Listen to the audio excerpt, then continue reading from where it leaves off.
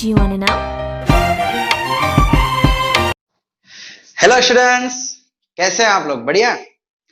बच्चा लोग, आज हम शुरू कर रहे हैं आपके फिजिक्स का चैप्टर नंबर 6। देखिए, ये चैप्टर जो है आप ऑलरेडी 9th के अंदर पढ़ चुके हैं। आपको चैप्टर का नाम कुछ सुना सुना ही लगेगा, वर्क, एनर्जी एंड पावर। देखिए, एनर्जी और पावर जो है ना, वो उसमें कुछ भी खास नहीं है, कुछ नवा नहीं है। मतलब ठीक है, हम लोग इस बार पोटेंशियल एनर्जी, काइनेटिक एनर्जी को वर्क डन से कंजर्वेटिव वर्क डन बहुत कुछ नवा पढ़ने वाले हैं। बट एक फॉर्मूला की बात की जाए तो एक एनर्जी और पावर की वही फॉर्मूला हम यहाँ पे यूज करने वाले हैं जो आपने 9th में सीखी थी। ठीक है, मेन हमें डिस्कस करना है वर्क के बारे में। इस पूरे चैप्टर में सबसे खास है वर्क डन। हर एक टॉपिक से रिलेटेड है वर्क डन। शुरू करें आज का? चलिए। बच्चा लोग, आज हम शुरू करेंगे आपका सबसे पहले वर्क डन। अगर आपको याद हो तो वर्क डन क्या होता है? Work done is a kind of energy. देखिए, कोई भी प्रोसेस इस यूनिवर्स में होती है तो उसमें एनर्जी का लेन देन होता है। कुछ एनर्जी लॉस होती है तो कुछ एनर्जी गेन होती है, बट ओवरऑल एनर्जी कंजर्व रहती है। ठीक है, किसी प्रोसेस में रहती काइनेटिक एनर्जी कंजर्व रहती है, किसी में पोटेंशियल कंजर्व रहती है, किसी में दोनों कंजर्व रहते हैं, डिपेंडिंग ऑन प्रोसेस। बट जो टोटल एनर्जी है, जिसे हम मैकेनिकल एनर्जी कहते हैं, वो कंजर्व रहेगा। अलग अलग प्रोसेस में अलग अलग चीजें होती है, उसको हम कैलकुलेट करते हैं वर्क डन से। Work done is nothing but the energy. कभी एनर्जी दी जाएगी, कभी एनर्जी ली जाएगी। अब इसकी फॉर्मूला तो आपको याद ही होगा, फोर्स इंटू डिस्प्लेसमेंट। आपने कुछ इस तरीके से पढ़ा हुआ था कि किसी ऑब्जेक्ट पे अगर आप फोर्स लगाओ और अगर मान लीजिए उसका डिस्प्लेसमेंट s है, आप क्या करते थे? Work done is equal to F S, है ना? F इंटू एस करते थे। लेकिन बच्चा लोग, अब थोड़ा कुछ हमें नवा देखना है। देखिए, वर्क डन क्या है? एक स्केलर क्वांटिटी है। वर्क डन क्या है? एनर्जी क्या है? एक स्केलर क्वांटिटी है। फोर्स क्या है? एक वेक्टर क्वांटिटी।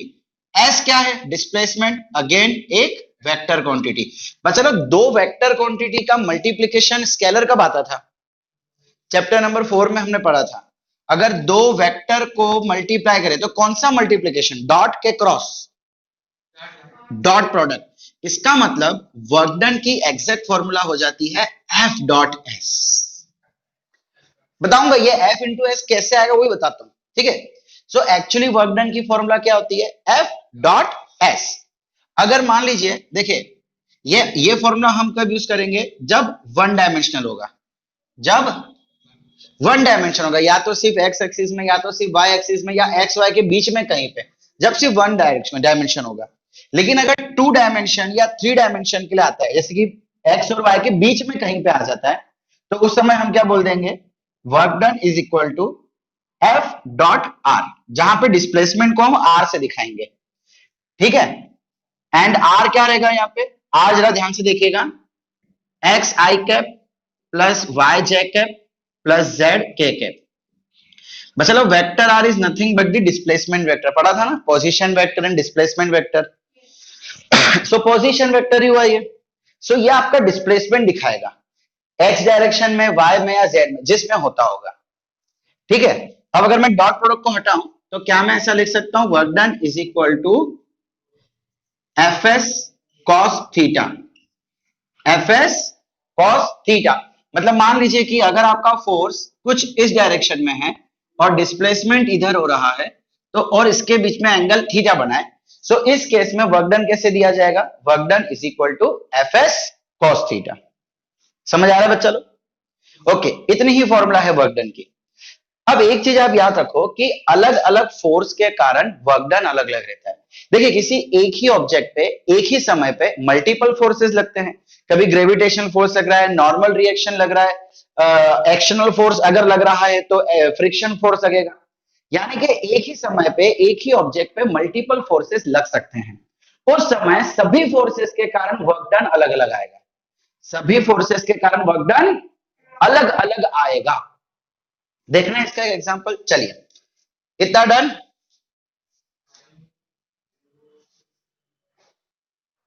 ओके, पहला क्वेश्चन है, find the work done by external force and frictional force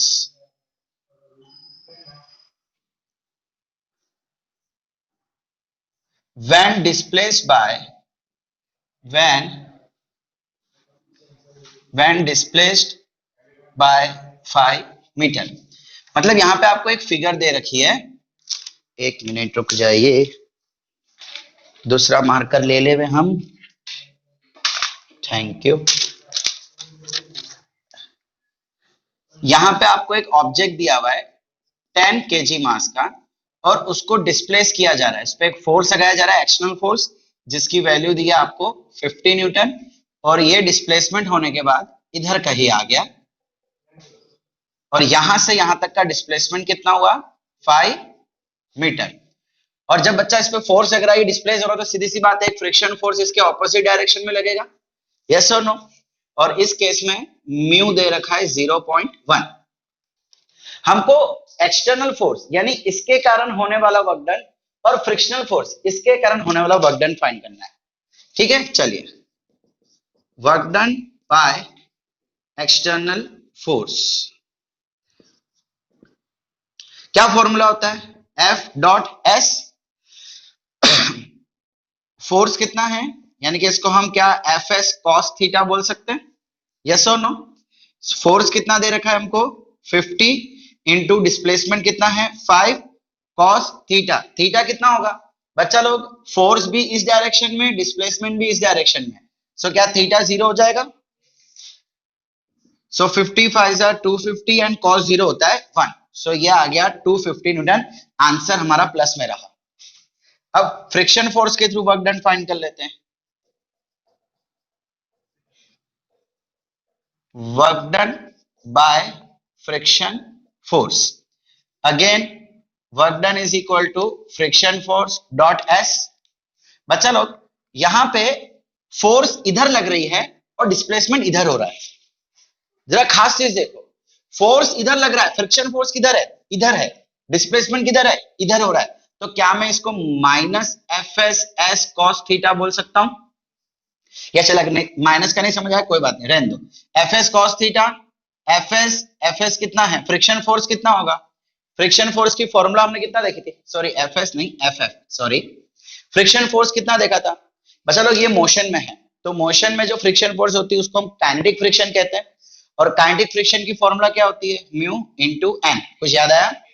अच्छा, एन कैसे ढूंढेंगे भाई, इस ऑब्जेक्ट पे नीचे लगने वाली फोर्स mg यानी कि 10 इंटू जी, और ऊपर लगने वाली फोर्स n, सो n किसके इक्वल हो जाएगा 10 g, 10 इंटू 10 नॉर्मल हो जाएगा 100 न्यूटन, ओके। सो ये मिल जाएगा, s कितना दे रखा है 5। अच्छा, फ्रिक्शन फोर्स के कारण डिस्प्लेसमेंट हो रहा है क्या, हमें तो ओवरऑल देख रहे हैं, भले देखो हमें तो ओवरऑल देखना है, डिस्प्लेसमेंट जिसके कारण भी हो रहा है, हमें तो ओवरऑल देखना है, तो इसके कारण डिस्प्लेसमेंट नहीं हो रहा, लेकिन डिस्प्लेसमेंट तो हो रहा है, चाहे जिसके कारण भी हो रहा हो। सो यहाँ पे आ जाएगा 5, और कॉस कितना लिखो, एंगल कितना होगा, फोर्स इधर लग रही है, डिस्प्लेसमेंट इधर लग रहा है, तो एंगल कितना हो जाएगा 180, कॉस 180 कितना होता है -1, म्यू कितना दे रखा है 0.1, नॉर्मल आ गया 100 इंटू 5, ये कितना हो जाएगा, ये देखिए, ये 1 हटा के, पॉइंट हटा के नीचे 10, 0 0 गया, 5 10 50 न्यूट 50 जूल। बच्चा लोग वर्क डन किस में होता है, जूल में होता है, यस, ये -50। तो ये देखिए, दोनों फोर्सेस के कारण वर्क डन अलग अलग आया, दोनों फोर्सेस के कारण वर्क डन अलग अलग आया। अगर आपको कभी नेट वर्क डन पूछते हैं, नेट वर्क डन कैसे फाइंड करेंगे बच्चा लोग, वर्क डन एक स्केलर क्वांटिटी है, तो स्केलर मतलब सिर्फ नंबर्स, और नंबर्स तो हम डायरेक्टली भी ऐड कर सकते हैं, सो हम क्या कर देंगे 250 माइनस 50 ऐड करेंगे, बट प्लस माइनस माइनस हो जाएगा, सो ओवरऑल वर्क डन कितना आ जाएगा 200 joule, overall work done 200 joule. अच्छा, यहां से एक चीज मालूम पड़ी कि अगर थीटा 0 है, अगर थीटा 0 है तो हम डायरेक्टली बोल सकते हैं work done is equal to FS, FS cos zero 1, इसका मतलब क्या हो गया, एफएस हो गया, ठीक है, और ये पॉजिटिव वैल्यू रहेगी। अगर थीटा 180 है, मतलब अगर फोर्स और डिस्प्लेसमेंट की डायरेक्शन ऑपोजिट है, जिधर फोर्स लग रहा है उसके ऑपोजिट डायरेक्शन में अगर वर्क डन है, तो उस समय हम बोल सकते हैं work done is equal to minus F into S, minus F into S. And तीसरी खास चीज, अगर थीटा 90 है, थीटा 90 का मतलब है कि जिधर फोर्स लग रही है और उसके ऑपोजिट डायरेक्शन में, मतलब उसके 90 डिग्री पे डिस्प्लेसमेंट हो रहा है। ऐसा कब होगा कि फोर्स ऊपर या नीचे लगे और डिस्प्लेसमेंट, ग्रेविटेशन फोर्स बोल सकते हैं। बच्चा ग्रेविटेशन फोर्स यूं लगता है एंड डिस्प्लेसमेंट यूं होगा, तो देखिए दोनों के बीच में 90 डिग्री बनेगा। तो उस समय जरा ध्यान से देखो, उस समय work done F S cos 90, and cos 90 कितना होता है, इसका मतलब जब थीटा 90 होगा उस समय वर्क डन कंपलसरी जीरो रहेगा। आपने 9th के अंदर एक एग्जांपल सुना होगा कि अगर हम कोई सब्सटेंस को हमारे ऊपर लेके चलते हैं तो कोई वर्क डन नहीं होता। अगर किसी सब्सटेंस को हम हमारे ऊपर लेके चलते हैं तो कोई भी वर्क डन नहीं होता है। क्यों वर्क डन नहीं होता है, हम जा रहे यूं, हमारा डिस्प्लेसमेंट इधर है और ऑब्जेक्ट के ऊपर ग्रेविटेशनल फोर्स ही है, दूसरी कोई फोर्स है नहीं, दूसरी कोई भी फोर्स नहीं है, सिर्फ एक ग्रेविटेशनल फोर्स लग रही है। और अच्छा, हम वैसे भी वर्क डन अलग अलग फोर्स के लिए फाइंड करते हैं, सो उस समय ग्रेविटेशन फोर्स के लिए वर्क डन कितनी हो जाती है, जीरो। एंड सीधी सी बात है ना, अगर आप कोई मटका या कुछ ऊपर लेके जा रहे हो तो उस पर कोई फोर्स लग ही नहीं रही है, उस पर कोई भी फोर्स नहीं लग रही है, एक ग्रेविटेशन लग रही है, तो उसके कारण वर्क डन जीरो हो जाता है। Clear what I am saying, okay, ठीक है, चले इतना लिख लीजिए फटाफट। अच्छा, अब इसी कंडीशन को शो करते हुए मैं थोड़ा सा यहां पे चेंजेस कर लेता हूं। वैल्यूज क्वेश्चन सब कुछ यही रहेगा, खाली अब क्या बोल दिया जा रहा है, work done by gravitational force and normal reaction.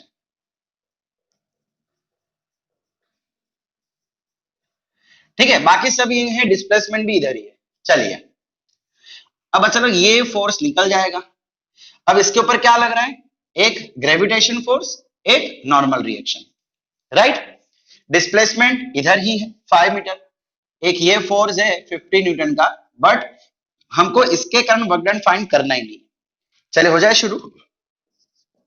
Work done by gravitational force कितना होगा, F dot S, F S cos 90 ले सकता हूं, ग्रेविटेशनल फोर्स नीचे, देखिए ये फ्रिक्शन फोर्स तो फिलहाल जरूर नहीं है, ग्रेविटेशन फोर्स कहां लग रहा है, नीचे लग रहा है, डिस्प्लेसमेंट किधर हो रहा है, इधर हो रहा है, दोनों के बीच का एंगल 90, cos 90 जीरो, कोई वर्क डन नहीं हुआ इसके ऊपर। नॉर्मल रिएक्शन ऊपर, डिस्प्लेसमेंट इधर, दोनों के बीच का angle 90, so work done by normal reaction is also zero.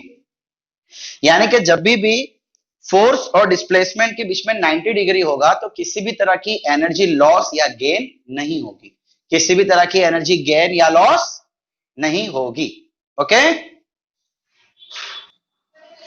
Okay, चले अगला एक क्वेश्चन कर ले। Find work done by gravitational force and normal reaction. इस बार फिगर कुछ अलग होगी, इस बार आपको दे रखा है एक इंक्लाइंड प्लेन, ये एंगल बोल दिया है थीटा, यहां पे एक ऑब्जेक्ट है जिसका मास है m, और ये जो इंक्लाइंड प्लेन है ना, इसकी लेंथ आपको बोल दी है l, और ये ऑब्जेक्ट स्लाइड हो रहा है, स्लाइड होते होते वो इधर आ गया है, इसका मतलब डिस्प्लेसमेंट l हो गई, बिकॉज ऑब्जेक्ट यहां से यहां आया तो डिस्प्लेसमेंट कितनी हो गई, l। अब हमको ग्रेविटेशनल फोर्स और नॉर्मल रिएक्शन के कारण वर्क डन फाइंड करना है। देखिए इसमें ग्रेविटेशनल फोर्स कहां लगेगा, इधर कितना mg, और नॉर्मल रिएक्शन लगेगा ऐसा, बच्चा लोग जरा ध्यान से देखो, ये आपका डिस्प्लेसमेंट है और ये आपका नॉर्मल रिएक्शन, क्या अभी भी दोनों 90 डिग्री बना रहे है ना? ये normal reaction, because normal reaction जो सरफेस को हमेशा परपेंडिकुलर रहता है। हमने स्टार्टिंग में देखा था नॉर्मल रिएक्शन सरफेस को हमेशा परपेंडिकुलर रहता है। सो ये नॉर्मल रिएक्शन, ये डिस्प्लेसमेंट, दोनों के बीच में अभी भी 90 डिग्री। सो क्या मैं ऐसा बोल सकता हूं work done by normal reaction is 0। चलिए ग्रेविटेशन के कारण फाइंड करते हैं, work done bye gravitation. Okay, क्या फॉर्मूला होती है? F dot S, F dot S. अच्छा बच्चा, अगर दोनों सेम डायरेक्शन में हो, मतलब अगर थीटा 0 हो, सो उस समय हम वर्क डन को एफ इंटू एस बोलते हैं। अब अगर कोई एंगल बन रहा है, अगर कोई एंगल बन रहा है, समथिंग एंगल है, सो क्या मैं ऐसा बोल सकता हूं कि फोर्स इंटू डिस्प्लेसमेंट का कंपोनेंट, डिस्प्लेसमेंट का कंपोनेंट, देखिए force into component of displacement in direction of force, या तो हम ऐसा भी लिख सकते हैं displacement into component of force in direction of displacement. बच्चा लोग चैप्टर नंबर 4 जब हम कर रहे थे वेक्टर का, तब मैंने आपको बताया था कोई भी वेक्टर हो, सपोज ये ए है, ये बी है और इसका रिजल्टेंट है, या चले काम करते हैं इसको ही बी ले लेते हैं, तो बी के हम दो कंपोनेंट लेते हैं। सपोज करो ये थीटा है, सो यहां क्या हो जाएगा बी कॉस थीटा। तो हम क्या बोलते थे, ए के डायरेक्शन में बी का कंपोनेंट, समझ आ रहा है? ए के डायरेक्शन में बी का कंपोनेंट, यस और नो? सो मुझे कुछ नहीं करना है, मुझे ये चीज करनी है कि भाई या तो डिस्प्लेसमेंट का कंपोनेंट फोर्स के डायरेक्शन में निकाल लो, या तो फोर्स का कंपोनेंट डिस्प्लेसमेंट में निकाल लो। अब यहां क्या पॉसिबल है, यहां फोर्स का कंपोनेंट डिस्प्लेसमेंट के डायरेक्शन में पॉसिबल है, हम हमेशा यही लेते हैं ना। चलिए नहीं समझ आ रहा, चले कोई बात नहीं। एफ डॉट एस को हम क्या लिख सकते हैं, एफ एस कॉस थीटा। अच्छा एफ और एस के बीच में एंगल कितना बनेगा, यहां पे चेक करें कितना एंगल बनेगा। बच्चा लोग आपको मैंने पहले भी बताया था कि जब आप यहां पे लेंगे mg का कंपोनेंट इंक्लाइन प्लेन पे जब आप लेते हैं, सो वो होता है साइन थीटा। नहीं समझ आ रहा? देखिए ये मैंने एक ट्रायंगल बना लिया, ठीक है, ये फोर्स यूं लग रहा है ना, ये थीटा है, ये 90 है, सो ये कितना हो जाएगा 90 माइनस थीटा, और यही हमारा, ये चीज क्या है, यही हमारा डिस्प्लेसमेंट है ना। देखो ये डिस्प्लेसमेंट है, तो मैं वेक्टर को पैरेलल तो शिफ्ट कर सकता हूं। सो ये क्या हो गया मेरा डिस्प्लेसमेंट एस। अब डिस्प्लेसमेंट और फोर्स एफ जी बोल देता हूं, डिस्प्लेसमेंट और फोर्स के बीच में कितना एंगल है 90 माइनस थीटा। मैं यहां तो यहां पे कॉस के बदले क्या लिख लूंगा F S cos 90 minus theta, और डिस्प्लेसमेंट कितना है एल, फोर्स कितना है mg। समझ आ रहा है मैं क्या बोल रहा हूं, फोर्स mg, डिस्प्लेसमेंट l, और थीटा मतलब दोनों के बीच में angle 90 minus theta, mg l cos 90 minus theta क्या होता है साइन थीटा। सो ये आ गया आपका वर्क डन। अब आपको मास दिया जाएगा, लेंथ दी जाएगी, थीटा दिया जाएगा, थीटा मतलब ये एंगल, वैल्यू दी जाएगी, तो वैल्यू रख के एक आंसर आ जाएगा। इसका दूसरा जो ये तरीका मैं आपको बता रहा था बच्चा लोग, इसका कंपोनेंट एक ये डायरेक्शन में, एक ये डायरेक्शन में, ये mg कंपोनेंट, सो यहां पे क्या हो जाएगा mg cos 90 माइनस थीटा मतलब साइन थीटा। सो हमने क्या कहा था कि जिधर डिस्प्लेसमेंट है उधर ही फोर्स का कंपोनेंट ले लो। सो फोर्स का कंपोनेंट क्या आ गया mg sine theta into displacement, यही आंसर बन गया mgl साइन थीटा। समझ रहे हो? आपको ये तरीका आसान लगे ये तरीका करो, लेकिन बीच का एंगल पता होना चाहिए। अगर ये तरीका आसान लगे तो ये तरीका। बच्चा लोग इंक्लाइन प्लेन में याद रखो मैंने कई बार पहले भी बताया, इंक्लाइन प्लेन में जो ग्रेविटेशनल फोर्स का कंपोनेंट है, एक ये तरफ और एक ये तरफ, देखिए ये आपका x और ये हो जाएगा y। सो इधर साइन लेना है कंपलसरी और इधर क्या लेना है, कॉस। समझ आ रहा है? श्योर? जहां पे इंक्लाइन प्लेन है उसकी तरफ साइन और उसके 90 डिग्री पे कॉस। कंफर्म? सो ये इसका आंसर। नेक्स्ट क्वेश्चन देख ले, बहुत ही प्यारा सा चुलबुल सा।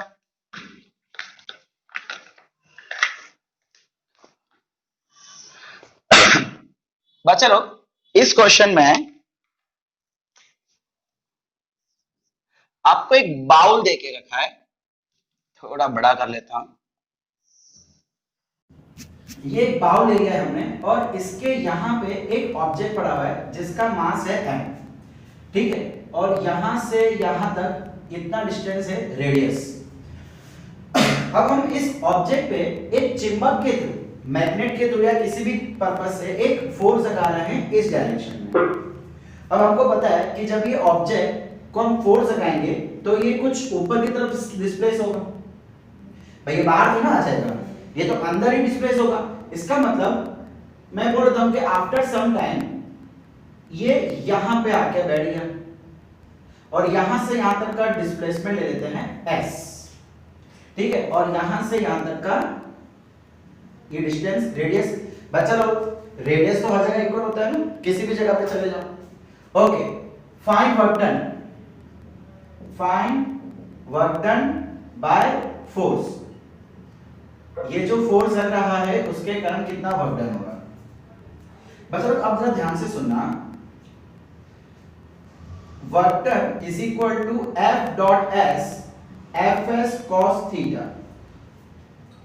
अब प्रॉब्लम क्या है कि यहाँ पे डिस्प्लेसमेंट और फोर्स के बीच का एंगल पता ही नहीं है। ये वाला एंगल हमको दे रखा है थीटा। भाई आपको बोला जाएगा कि कुछ समय बाद डिस्प्लेसमेंट होने के बाद दोनों के बीच का एंगल बन रहा है थीटा, लेकिन डिस्प्लेसमेंट और फोर्स के बीच का एंगल पता नहीं है। इसका जो भी एंगल हो, सपोज करो कि मैं इसके बीच का एंगल अल्फा ले लेता हूं, मुझे पता नहीं है क्या है, मैंने अल्फा ले लिया। अब क्या मैं ऐसा बोल सकता हूं Fs cos अल्फा। इसका मतलब ये क्या हो गया, force into component of displacement in direction of force, in direction of force. बच्चा लोग कई बार हमको एंगल दिया नहीं जाएगा।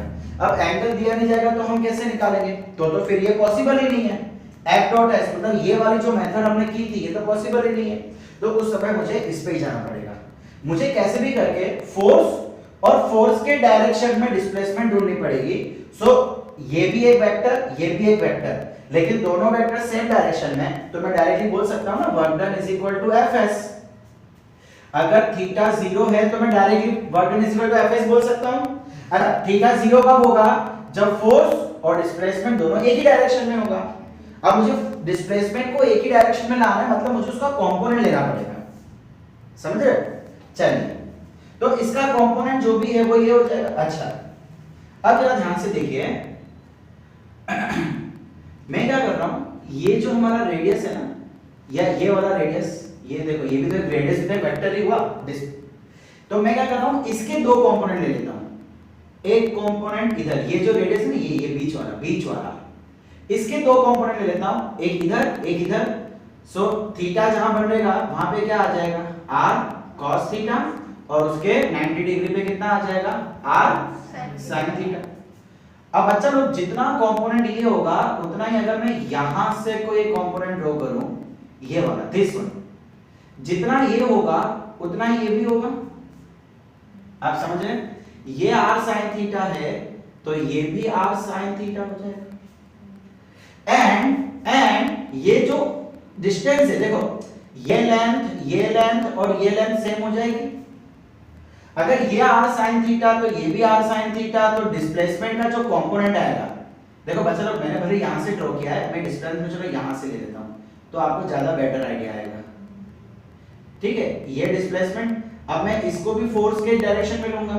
सो ये लेंथ और ये लेंथ सेम हो जाएगी। इसका मतलब जो कंपोनेंट डिस्प्लेसमेंट की वैल्यू, देखो कंपोनेंट का मतलब क्या होता है, उसकी वैल्यू। सो उसकी जो भी वैल्यू है डिस्प्लेसमेंट की वो कितनी आ गई, r साइन थीटा, सो मैं यहाँ पे क्या लिख दूंगा F into R sine theta. ये हो गया मेरा वर्क डन। फोर्स की वैल्यू आपको दी जाएगी, रेडियस की वैल्यू दी जाएगी और इन दोनों के बीच का थीटा आपको दिया जाएगा।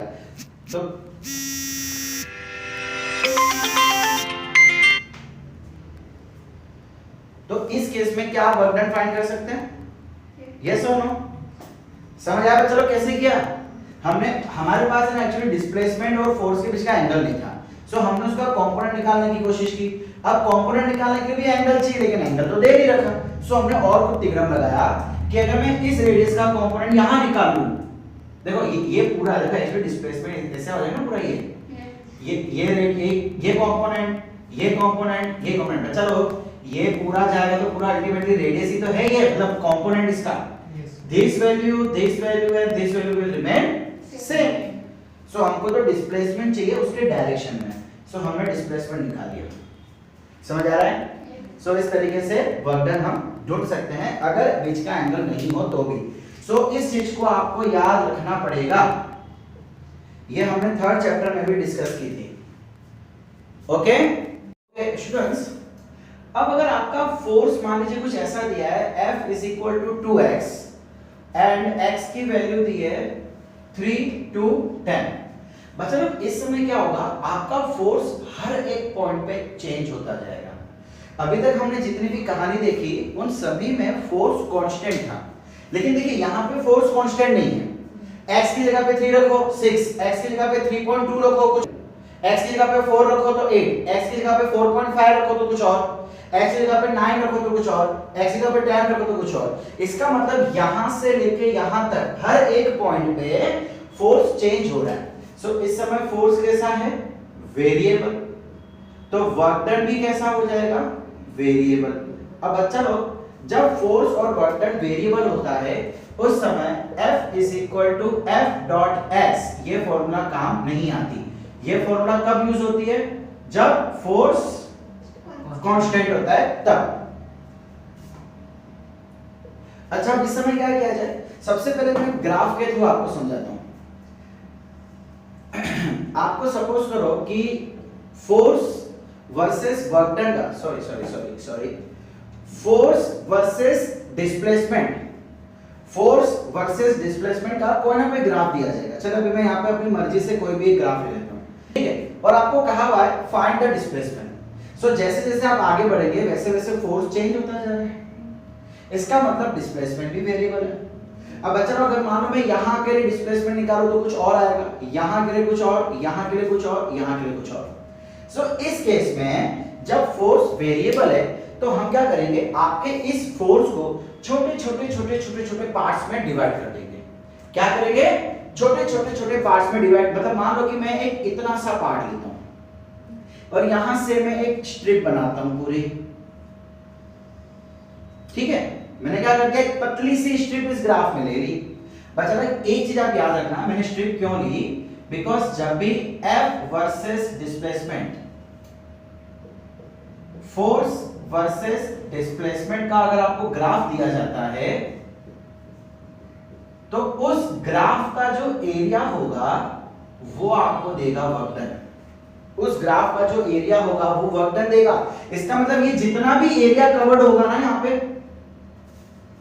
जितना भी ये एरिया कवर्ड होगा वो एरिया को अगर मैं निकाल लूं तो मिल जाएगा मुझे work done, because work done क्या होता है, F into x, force into displacement. So multiply करने से क्या होता है, एरिया मिलेगा मुझे पूरा।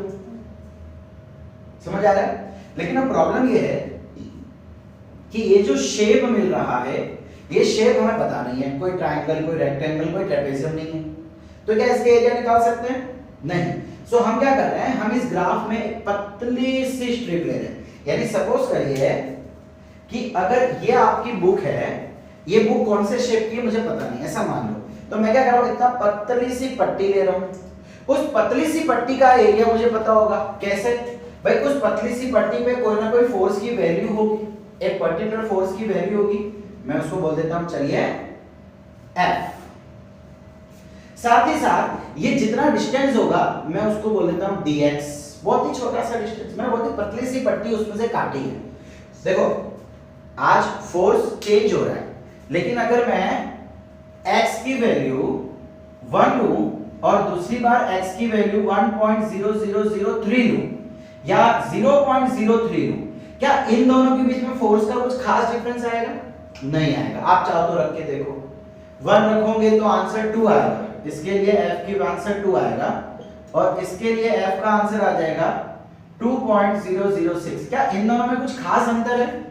नहीं, ऑलमोस्ट सेम ही है। इसका मतलब एक छोटे से डिस्टेंस के लिए फोर्स सेम रहता है। अगर वेरिएबल है उसके बावजूद छोटे से, एकदम छोटे से डिस्टेंस के लिए फोर्स सेम रहेगा, तो वो छोटा डिस्टेंस ले लिया मैंने dx।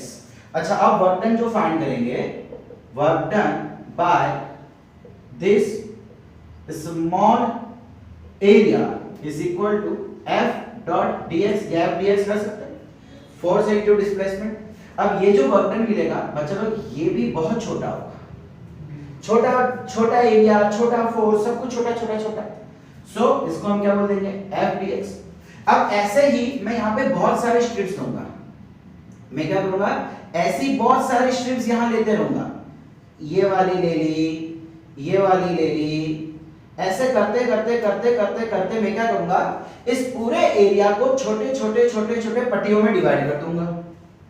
तो हर छोटे छोटे पट्टियों के थ्रू मुझे वर्क डन मिलेगा, अलग अलग ही मिलेगा ऑब्वियसली। मैं क्या करूंगा, फिर उसको ऐड कर दूंगा। जैसे कि मुझे मिला, सपोज करो dw1 dw2 dw3 and so on, तो मैं क्या करूंगा, इन सभी को ऐड कर दूंगा, तो मुझे क्या मिल जाएगा, टोटल वर्क डन। यस और नो? अब चलो, छोटी छोटी चीजों को ऐड करना, उसको हम क्या कहते हैं, इंटीग्रेशन। पढ़ रखा है ना, नाम सुना है ना इंटीग्रेशन का। छोटी छोटी चीजों को प्लस करना मतलब इंटीग्रेट करना।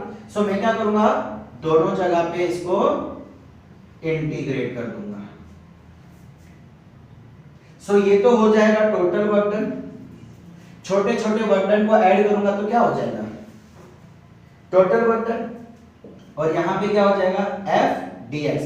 एक और चीज भाई, dx कहां से कहां तक, so x is equal to something, suppose करो कि ये x1 ले लेता हूं और यहां तक x2 ले लेता हूं, सो ये हो जाएगा x1 से x2। सो इस तरीके से वर्क डन निकाला जाएगा अगर आपका फोर्स वेरिएबल है तो। अगर आपका फोर्स वेरिएबल है तो। इसी क्वेश्चन के लिए वर्क डन निकाले, इसी क्वेश्चन के लिए देखिए जरा, हमने क्या बोला कि जब फोर्स वेरिएबल हो तो वर्क डन कैसे निकाला जाएगा, इंटीग्रेशन f dx x1 से x2। फोर्स कितना दे रखा है, 2x into dx। x की वैल्यू कहां से कहां तक दे रखी है, 3 to 10। सो यहां क्या हो जाएगा, इंटीग्रेशन की फॉर्मूला याद है, 2 कांस्टेंट है, 2 को बाहर ले लेते हैं, अंदर क्या बचा, x dx 3 से 10। अब x की फॉर्मूला क्या होगी, इंटीग्रेशन याद है कि भूल गए, अगर इंटीग्रेशन करना है x dx का तो formula x raised to n upon n plus 1। यानी उसकी जो भी पावर है, सॉरी n प्लस 1, उसकी जो भी पावर है उसमें प्लस 1 कर दो और नीचे भी वही नंबर को लिख दो। उसकी जो भी ओरिजिनल पावर थी उसमें प्लस 1 कर दो और प्लस 1 करने के बाद जो भी वैल्यू आई उसको वापस नीचे रख दो। तो क्या मैं ऐसा बोल सकता हूं, 2 बाहर, इसकी ओरिजिनल पावर कितनी है, 1, कुछ भी नहीं था मतलब 1। सो 1 प्लस 1 2 और नीचे भी 2, जो नंबर ऊपर लिखेंगे वही नंबर नीचे भी होना चाहिए। यही तो इंटीग्रेशन का रूल होता है। ये फॉर्मूला याद रखना बच्चा लोग। और कहां से कहां तक, लोअर लिमिट अपर लिमिट।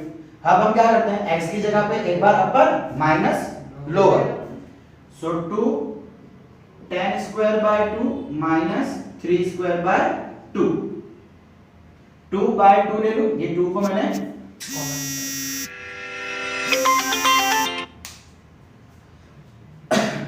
ये 2 को मैंने कॉमन ले लिया, अंदर क्या बचा, 10 का स्क्वायर 100 माइनस 3 का स्क्वायर 9, ये कट गया। 100 माइनस 9 कितना होता है, 91। कितना होगा, 91। सो आंसर आ गया 91 जूल। क्या आंसर आ गया, 91 जूल। सो इसके लिए अगर मुझे वर्क डन फाइंड करना है सो वो है 91 जूल। अब अगर आप डायरेक्टली फॉर्मूला लगाते हैं, ये वाली f डॉट s कैसे लगता है, कुछ पता है नहीं चलता, समझ आ रहा है। अच्छा एक सवाल यहाँ पे है, एक्चुअली वर्क डन तो F डॉट होता है, मैंने डॉट नहीं लगाया क्यों?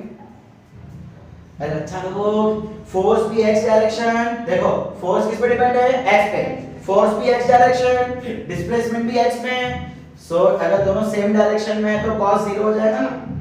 अगर वेक्टर में होगा, अगर डायरेक्शन अलग अलग होगी तो करते हैं, उसके भी क्वेश्चन करेंगे, ठीक है।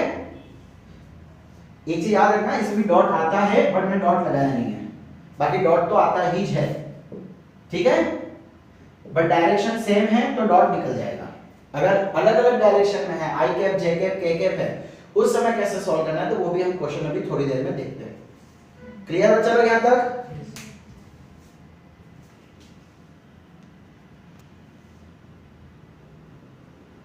ओके, चलिए अगला क्वेश्चन ले लेते हैं। इस बार आपको एक ग्राफ दिया है, फोर्स डिस्प्लेसमेंट,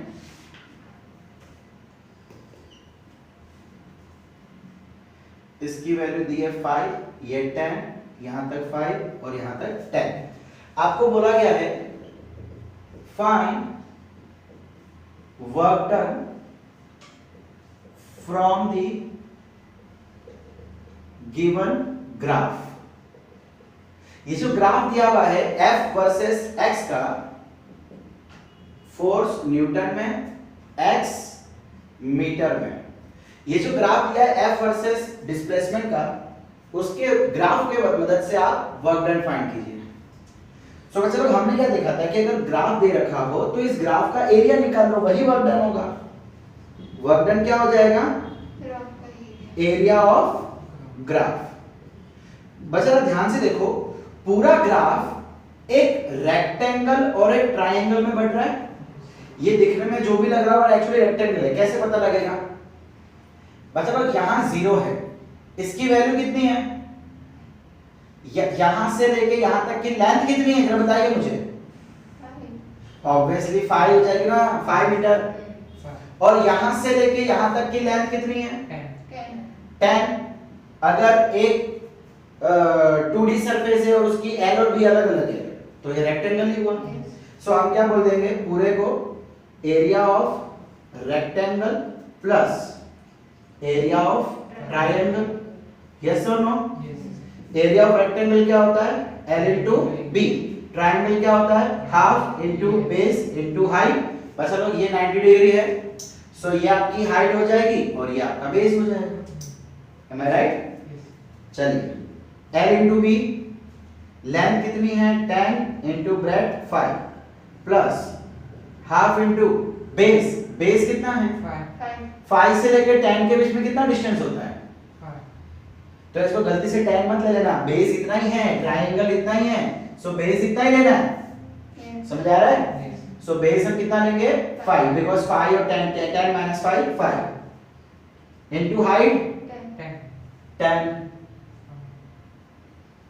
बस ये हो जाएगा 50 और ये हो जाएगा 2, 5 2 जा 10, सही है? नहीं सॉरी 5 है ना, 2 5 जा 10, 5 5 जा 25 एंड 50 प्लस 25 75 जूल। ये आ गया वर्क डन। अगर ग्राफ दिया है तो इस तरीके से वर्क डन निकालना है। अगर फोर्स दी है जो हमने पहले किया था, सो इंटीग्रेशन की मदद से करना है। ओके, अब बच्चा लोग एक और क्वेश्चन देख लेते हैं।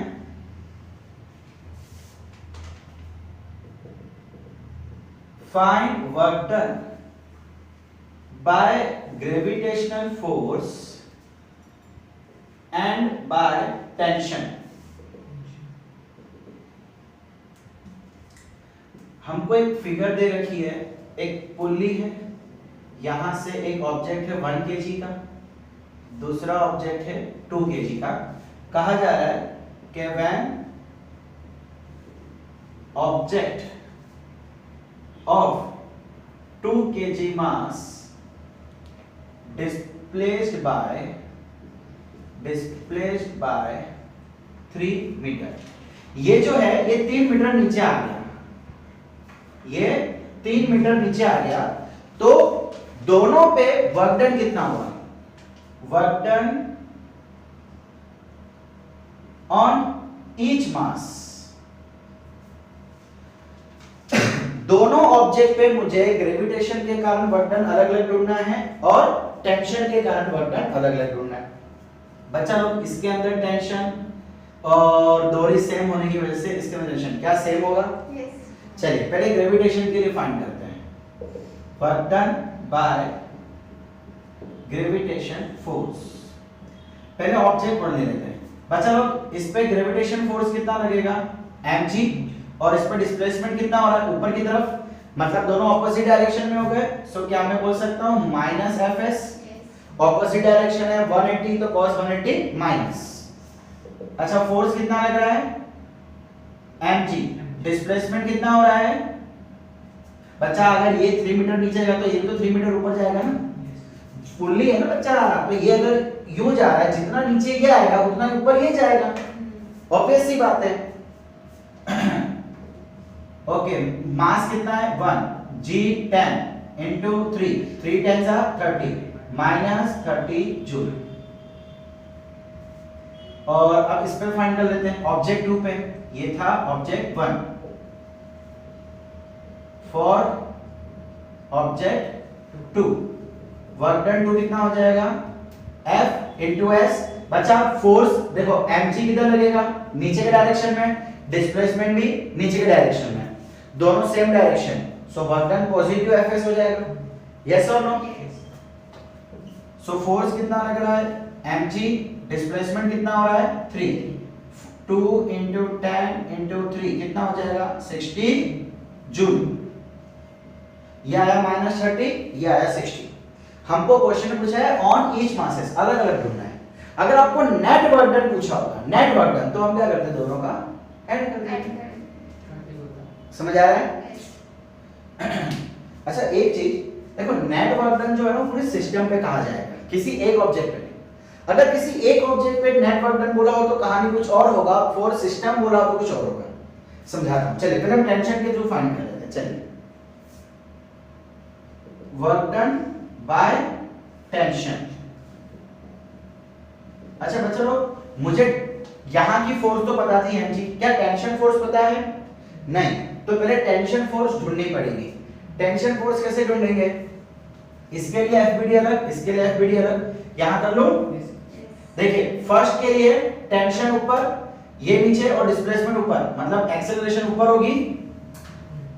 इस केस के लिए एक्सेलरेशन किधर होगी? ऊपर होगी। जहां डिस्प्लेसमेंट वहीं तो एक्सेलरेशन होगी।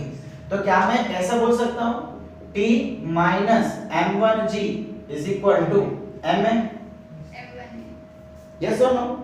ओके इसके लिए चलिए काम करते हैं, इसको पहले सॉल्व कर लेते हैं। t minus m1 कितना है? 1। सो t minus g is equal to 1 into a बोल सकते हैं।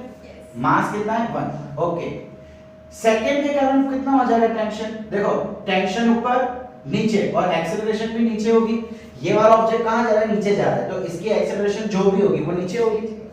सो मैं ऐसा बोल सकता हूं mg minus t is equal to ma।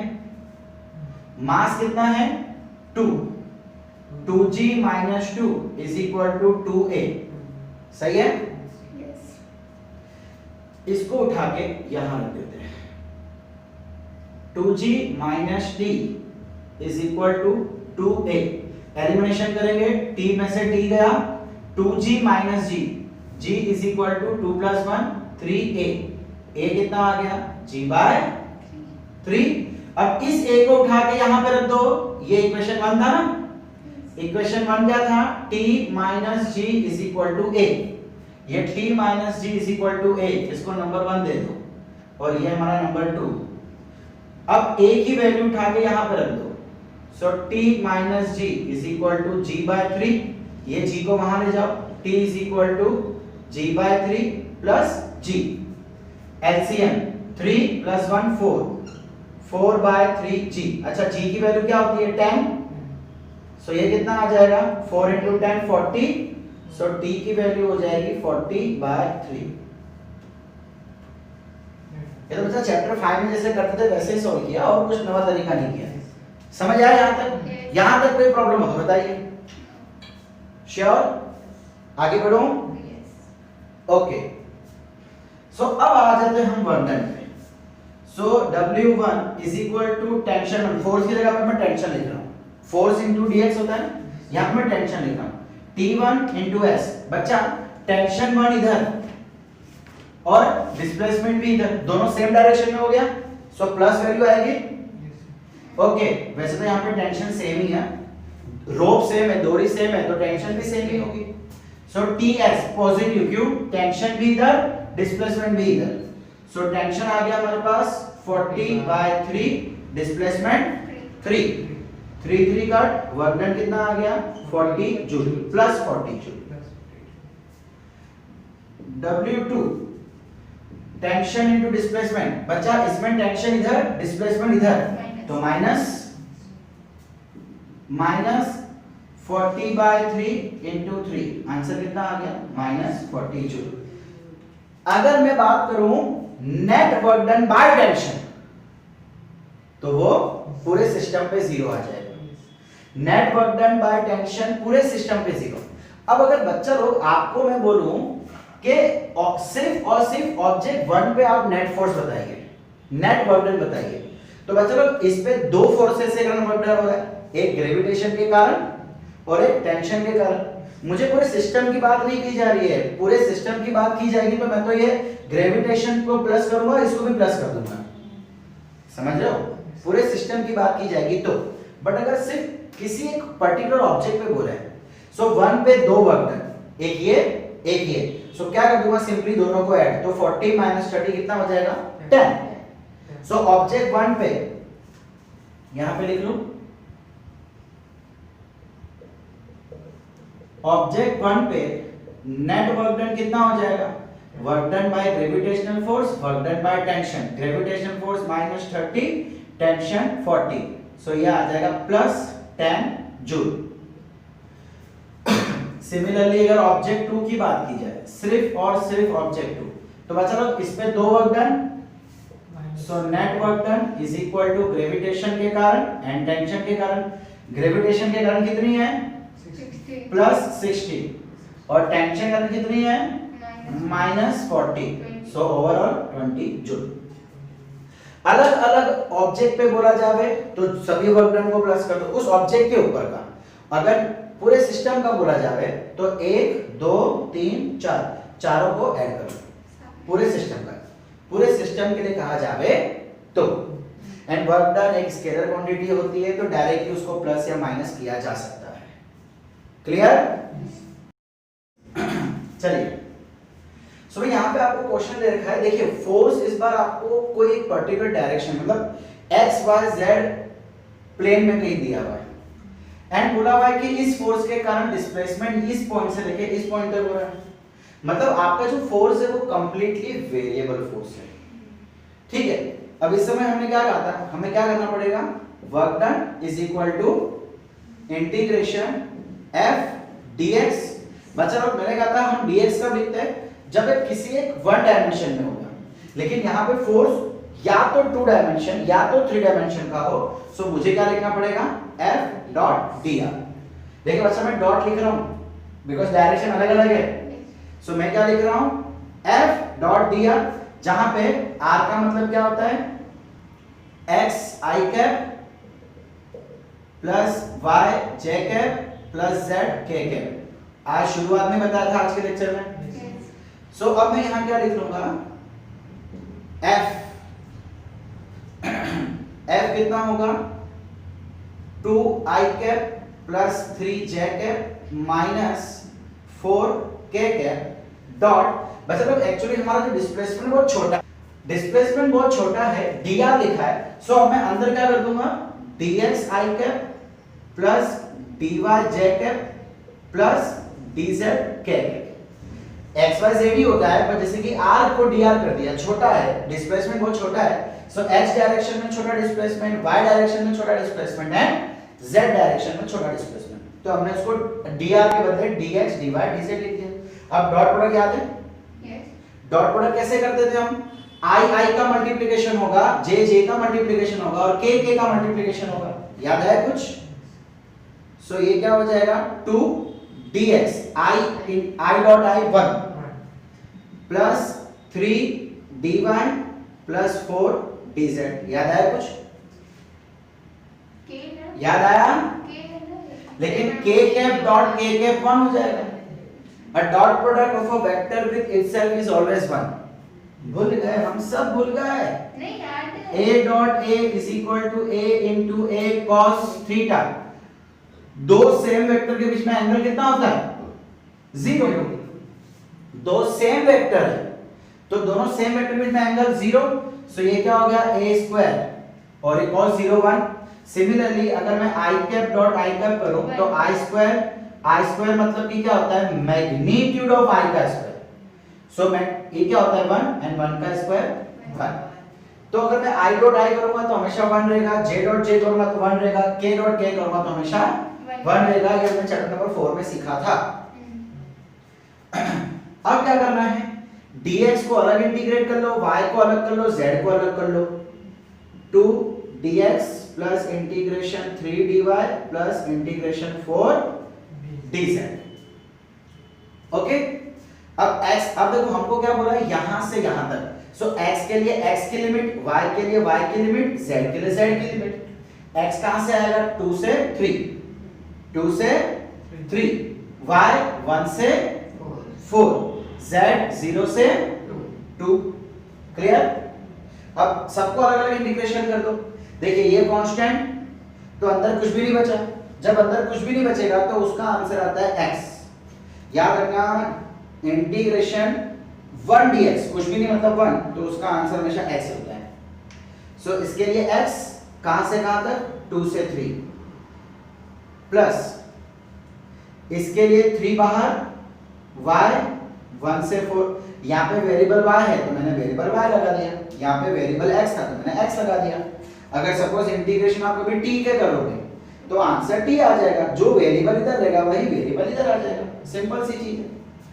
Plus यहाँ पे 4 बाहर और z कहां से कहां तक? 0 से 2 तक। 2 3 minus 2 1, 4 minus 1 3, 2 minus 0 2। Upper limit minus lower limit. Clear? 2 1s are 2, 3 3s are 9, 4 2s are 8। क्या आंसर आ जाएगा? 19। सो वर्क डन कितना आ गया? 19 जूल। ये बच्चा कॉन्सेप्चुअली ऐसे सॉल्व किया जाता है। अब एक शॉर्ट ट्रिक बताता हूं, डायरेक्ट करना हो। क्या मैं ऐसा बोल सकता हूं total work done is equal to, देखिए इसको अगर मुझे लिखना हो तो क्या मैं ऐसा लिख सकता हूं? Total work done is equal to work done in x direction, work done in y direction and work done in z direction. yes or no? Yes. so f dot dx, देखिए fx dx, fy dy, fz dz, वही तो हो गया ना। ये x direction का force, ये y direction का, ये z डायरेक्शन का। सो इसको हम कैसे लिख सकते हैं? fx dx, fy dy plus fz dz। ये हट जाएगा, ये तो खाली वर्क डन है ना। Okay, work done x direction का वर्क डन, ये भी हट जाएगा। हाँ, एग्जैक्टली ऐसे लिखा जाएगा। टोटल वर्क डन कितना हो जाएगा? x plus y plus z का। अब x डायरेक्शन का work done, so integration fx dx, y direction में fy dy, z में f dz। ठीक है, अगर आप डायरेक्टली ये लगाते हो तो भी चलेगा, लेकिन इस कॉन्सेप्ट को मत भूलना, बिकॉज़ कोई कोई क्वेश्चन ऐसे होते हैं जहां पे कॉन्सेप्ट के थ्रू ही आंसर आता है, डायरेक्ट यहां से आंसर नहीं आएगा। समझ रहे हो? सो इस चीज को कभी ना भूलना। चलिए इसका आंसर देख लेंगे बच्चा लोग। इसमें मैं खाली स्टार्टिंग में आपको बताऊंगा, बाकी पूरा आपको ही करना है। क्वेश्चन क्या बोला है? Two forces F1 and F2 act on one body. एक ही बॉडी के ऊपर दो अलग अलग फोर्स लग रही है एंड उन दोनों के कारण डिस्प्लेसमेंट यहां से यहां तक हो रही है। सो आपको नेट वर्क डन फाइंड करना है बच्चा लोग। नेट वर्क डन कब मिलेगा? जब आप नेट फोर्स फाइंड कर लो। सो नेट फोर्स कैसे मिलती है? दो वेक्टर है, दोनों का रिजल्टेंट चाहिए, कैसे फाइंड करोगे?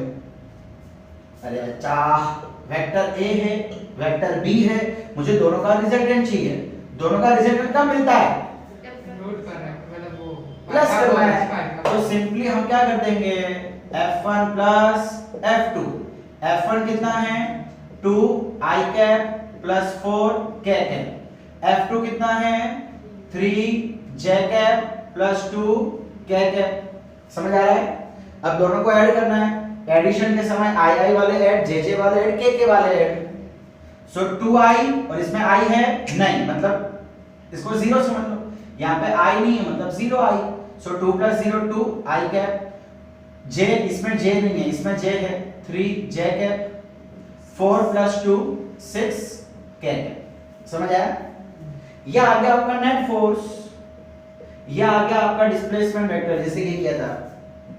तो पहले मैं आपको एक ही फोर्स दी थी, इस समय ये वाली फोर्स देके हम बढ़ेंगे, बाकी मेथड पूरी सेम रहेगी, पूरी मेथड सेम रहेगी। इस समय एक ही फोर्स दे रखा था, इस समय दो फोर्स था, तो हमने दोनों का नेट फाइंड कर लिया, रिजल्टेंट फाइंड कर लिया। अब इस फोर्स को लेके आगे बढ़ना है, ये Fx, ये Fy, ये Fz। ओके, चलिए ये तो बात हुई कि यहाँ पे x y z सिर्फ नंबर थे। अगर यहाँ पे x y z भी कुछ आ जाता तो मेथड चेंज नहीं होगी, मेथड वैसे की वैसी ही रहेगी। देखिए, if f is equal to x square I cap plus 2y j cap, और डिस्प्लेसमेंट कहां से कहां तक हो रहा है 1 2 2 3 4। करेंगे हम total work done is equal to integration fx ds। देखिए यहाँ पे x और y ही है, सो मैं z को यहाँ पे लूंगा ही नहीं। x कहां से कहां तक है 1 से 3, y 2 से 4, fx कितना है x स्क्वायर dx, fy कितना है 2y। बच्चा लोग इसके आगे का क्वेश्चन खुद करना है, सेल्फ सर्विस। इसके आगे का ये क्वेश्चन हमने अगला नया क्वेश्चन शुरू किया है। सो यहाँ पे fy कितना था 2y into dy, कहां से कहां तक 2 से 4, 1 से 3।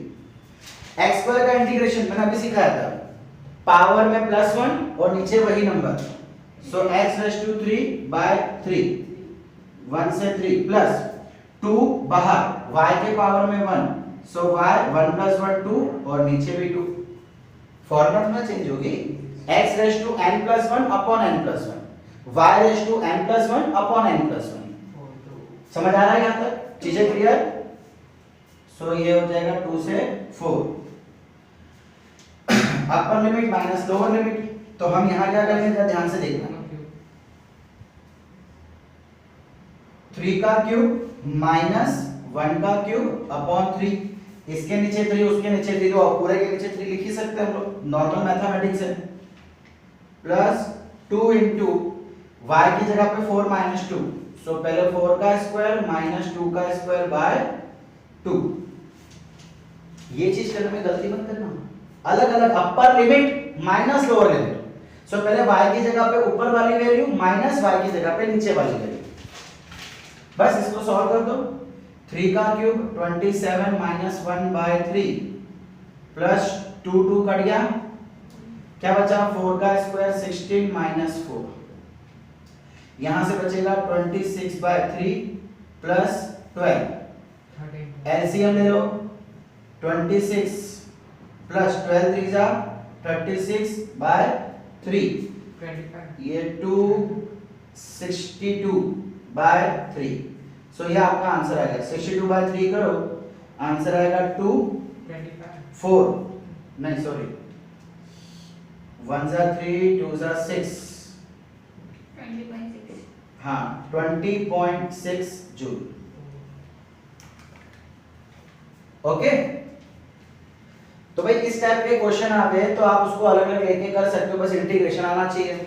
तो एक ऐसा क्वेश्चन और होमवर्क में लिख लो, कहाँ लिखो, सिर्फ पहले इसको लिख लो, फिर एक ये क्वेश्चन होमवर्क में है और एक ऐसा क्वेश्चन दूसरा भी होमवर्क में दे रहा हूं, पहले इतना लिख लो फटाफट, छाप लो, चलो फटाफट।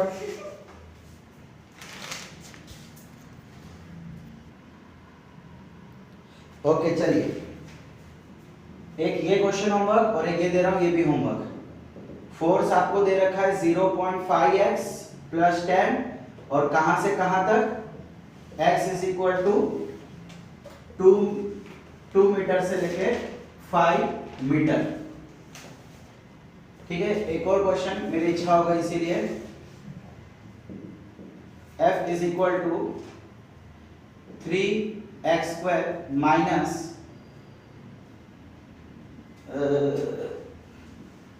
5y, ये i कैप, ये j कैप और प्लस k कैप, कहां से कहां तक, 0 0 0 से लेके 3 4 5।